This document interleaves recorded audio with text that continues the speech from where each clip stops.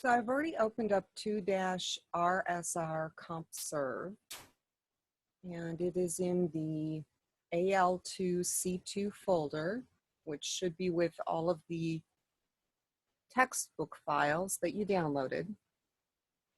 And we're going to be building relationships among tables in this chapter. And probably the most common type of relationship is a one-to-many, where you have the primary key in the one table being related to a foreign key in the second table. So we're going to go ahead and go right into Database Tools and select Relationships. And the first thing that we're going to do is add our tables to the relationship window so we can relate them. So we're going to select and add customers. And we're also going to add work orders. Now you could press Control and click, and you could have done both at the same time. You can single click on add, or I'm just going to double click on work orders. Okay. If you get too many tables in your window, let's say you get work orders twice, just close, and then you can right click on that extra table and hide it. Because we really only want to see the tables that we want to form a relationship between. And then what I'm going to do is resize these because I like to see all of the fields.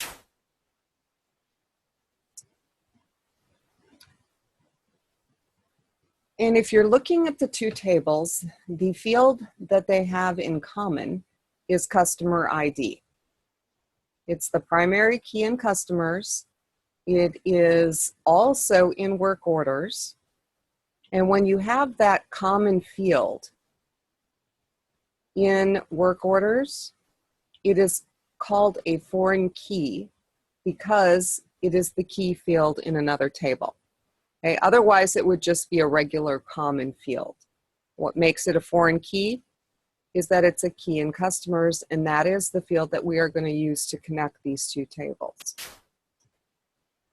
So to connect the tables, what we're going to do is drag customer ID from the customer table to the work order table.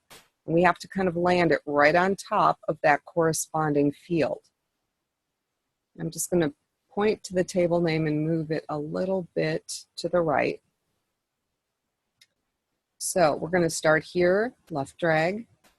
And when the arrow is pointing right at the customer ID in work orders, we're going to release. And that is going to display this edit relationship window. You want to double check to make sure that you've got the correct fields for both of your tables. So we've got customer ID connecting to customer ID, which looks fine.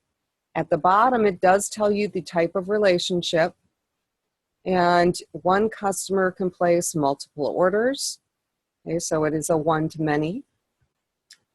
And at this point, they do not want us to turn on the integrity rules. We're going to be coming back later to do that.